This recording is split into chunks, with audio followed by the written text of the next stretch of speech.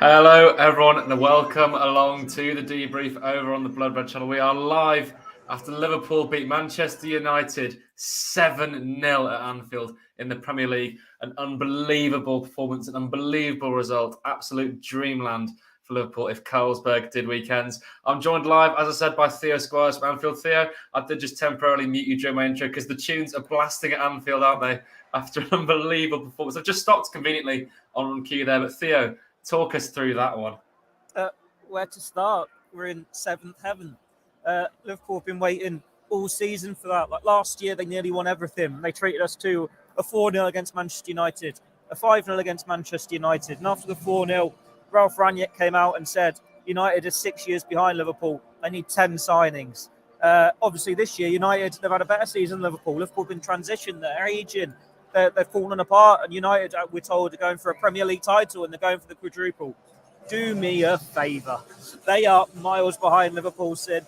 And as soon as Liverpool get this summer revamp underway with the midfield coming in, it's going to be right back to what we've seen for the last few years because it's United team. They were woeful today. They just didn't turn up. And Liverpool, they were sublime from first minute to last. This is the side we've been waiting for all season long. This is Liverpool we know and love. They turned it on for the big moments. Like we've had a few corners turned this season where it's not quite happened. You think of the Man City 1-0. I think we can say that when you put 7 past Manchester United at Anfield, this is corner turned. They're up to 5th. They've overtaken Newcastle. They're 3 points behind Spurs now? 3 points behind Spurs with the game in hand. At this rate, off the back of that, you'd say they'll take United as well with thirds on. This is going to be like 2021 all over again. Let's bring on the next couple of months. They're not going to win the title. They're not going to finish second. But Liverpool found their groove again. And every single man out there today was superb. And I'm sure you're going to go through all these individuals. That is going to go down as one of the most surreal, or one of the greatest Liverpool matches, not just in the Premier League history, but in their history. It's sublime. Yeah, simply unbelievable. I think any Liverpool fan, if you'd asked them their wildest dream result from today, I don't think they'd have said 7-0. I mean, it's completely crazy. In those past few weeks, as you mentioned, there have been signs that Liverpool have turned their fortunes around. And today just certainly proves that. I mean, Theo, there's so many talking points to go through. And I'm going to let you choose who you want to talk about first. I mean, we've got Gakpo thriving. We've got Mohamed Salah becoming the top Premier League scorer for Liverpool. Firmino. You choose who you want to start, Theo. Let's go with Cody Gakpo. Like he was the one who started it all off. Like the first half, it was an evenish game. I think it was a half of two halves. Liverpool were on top of it for miles the first quarter. And then United came back, Liverpool being sloppy in possession, and it looked like, you're on the ropes a bit here. But then Cody Gakpo scores just before half-time, and it's the perfect time for him to score. Brilliant pass from Robertson. He cuts in from the left, and he bends it into the bottom corner. It's a goal we've seen Sadio Mane score so many times for Liverpool. It's a goal we saw Thierry Henry score so many times for Arsenal back in the day. And it started it all off. Like Liverpool, they had their lead, and at that point you think, great, just sit on this for the second half. But no need for Liverpool to do that. And what makes it even better is Cody Gakpo could have easily joined Manchester United last summer. He was linked after that. Former Manchester United manager Louis van Gaal told him, no, wait, don't move until after the World Cup. United's loss has been Liverpool's game. They poached, and now he's got, 4 goals for Liverpool. His second was another great, well-moved goal for Liverpool. He leads the counter-attack, plays the ball to Salah. Salah leaves Martinez looking the wrong way, gives it back to Gakpo, and he just dinks it over to Gea. It's what you wanted to see from him. He's had a bit of not a slow start, but not like on it completely since he joined the club. Now he has arrived, and this is a new look Liverpool front three, and that was just poetry in motion, wasn't it? It all clicked together. Yeah. It all just worked brilliantly. He's sublime as this. I keep saying sublime, but that's what it was. In this false 9 role, United couldn't deal with him when he's just dropping deeper. It gave Salah and Nunez the space. Like when you say how Liverpool play, how Liverpool work, when the players all do their roles, what you want to see from them, it showed them this performance. This is what you want all the individuals to do, and it just came together brilliantly in this second half when United were the shell shocked and Liverpool scored 6 goals to make it 7.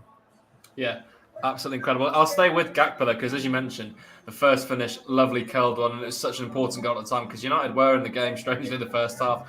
viewers, if you haven't seen the full match and you're seeing 7-0, it was only 1-0 at half time. I mean, that goal from Gakpo was so big in the first half. The second half finish was also delightful. But Theo, I thought he played really well today.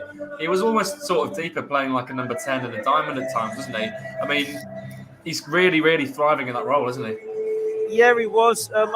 I'm sure there are many of us that have said when Liverpool linked with him during the World Cup, good player, but they don't need another left forward. They've got Jota, they've got Diaz, Nunez can play there. And granted, at the time, Diaz hadn't had his knee surgery, so we didn't know he was going to be out for that long. And then Liverpool sign him, and you still think it's a good signing, but you'd rather they signed a midfielder. And then Klopp starts playing centrally, and you're like, hang on, we spent 64 million on Darwin Nunez. Why is he out left? Why is the winger going down the middle? It doesn't really happen for him in the first few games, but now it's clicking. Nunez has got that pace and power that is electric down the left-hand side, and Gakpo is like a Firmino with a bit of pace and a bit of power. He's got that clever movement. He can hold off challenges. He can link up really well with his fellow forwards, and he's got a finish on him as well. If he's got this eye for goal that Firmino has perhaps lacked at times, who still scored a sublime goal late on again, by the way, which we will be getting to.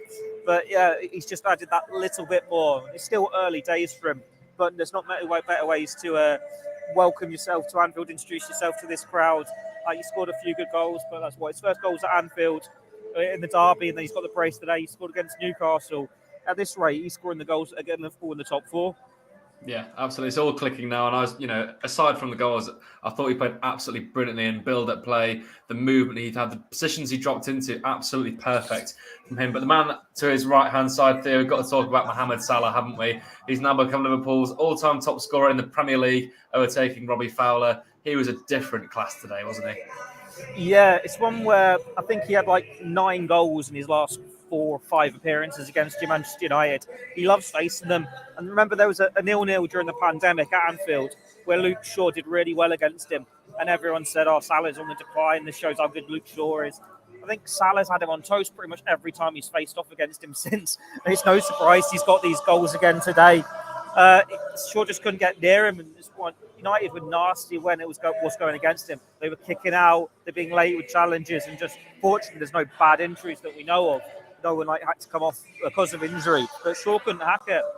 Salah just cut inside, so many quick feet, clever turns, linking up with Elliott, linking up with Trent, his fellow forwards. Like the way he leaves Martinez looking the completely wrong direction to set up Gakpo second is brilliant. But then we look at his goals as well. First one, it's a little bit of deflection off Martinez to give him the ball, but then he just leathers it on the turn on his weaker foot in front of the Kop. And then his second, I think it comes off Firmino, falls to him. He's not going to miss from close range in the front of the Kop.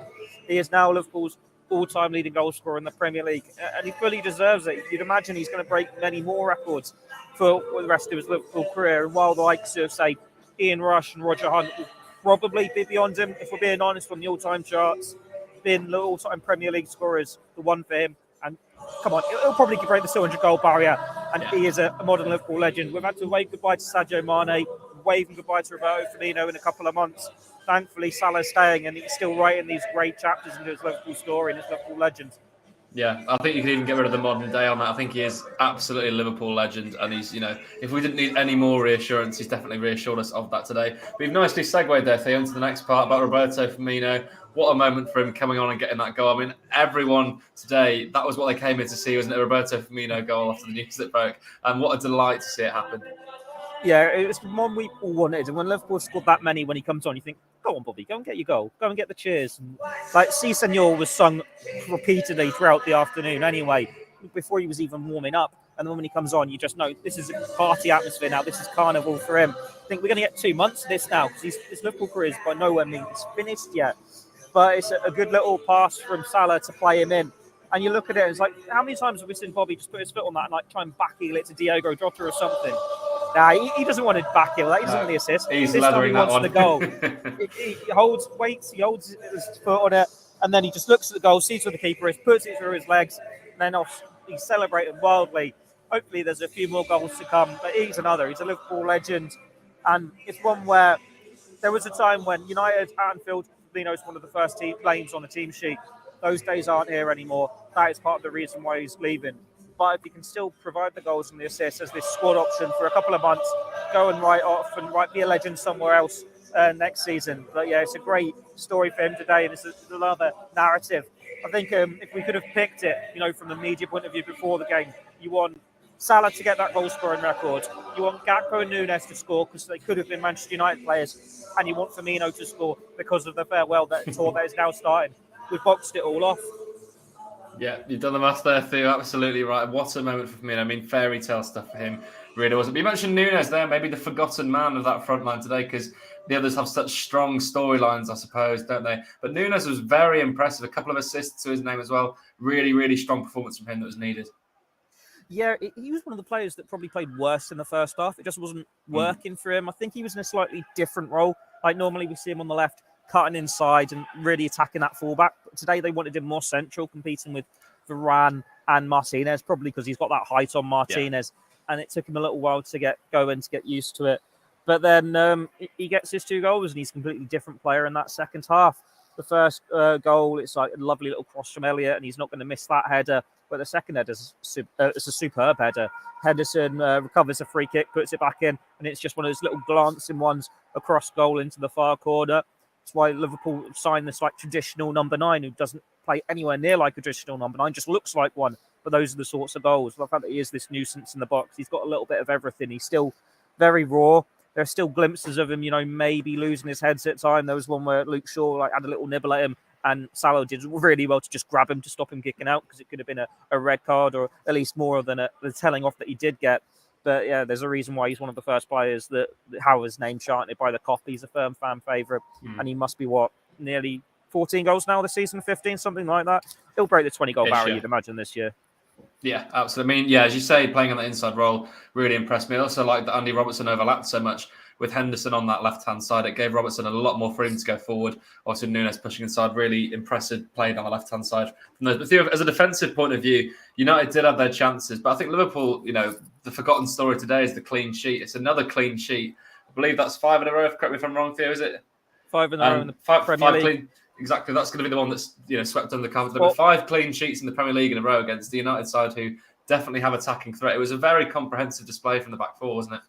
Well, that's Alisson's 10th clean sheet in the Premier League this season. That's the same number as David De Gea. We think of how many leaky moments Liverpool have had, how many silly goals they've conceded.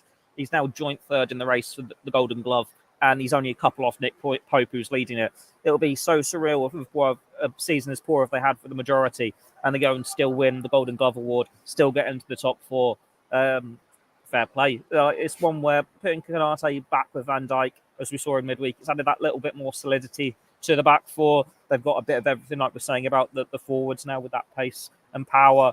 And there were chances for United. Like Alisson had to make a couple of good saves. There was one where he was slipped up and nearly gifted a chance to Fernandes. Rashford, I think, he went round him and hit the post. A couple of half chances like that. But it was never really one where Liverpool were proper panicking. They were under control for the majority. And you can, I suppose, afford a couple of those little slip-ups at the other end when you're scoring 7 against them. But no, you saw how much it meant to Liverpool at the same time. As much as they celebrated the goals, they were celebrating the challenges. Like there's one where Trent sprints all the way back, puts in a sliding challenge on Rashford to deny him even a shooting opportunity in the box when one-on-one, gets a hug off Van Dijk in celebration. Liverpool wanted that clean sheet. Today, from all over that pitch, they just wanted it that much more. Yeah, absolutely stunning performance. Every single player on that pitch, every department of the pitch, battered Man United today. And we'll leave it there, Theo. Thank you so much for joining me live from Anfield. And thank you as well to all of you for watching along at home. Make sure that you stick around on the Blood Red channel because we'll bring you Jurgen Klopp's press conference as soon as we have that. But for myself, Patrick Smith and Theo Squires, thank you so much for joining us on the debrief after Liverpool beat Manchester United 7-0.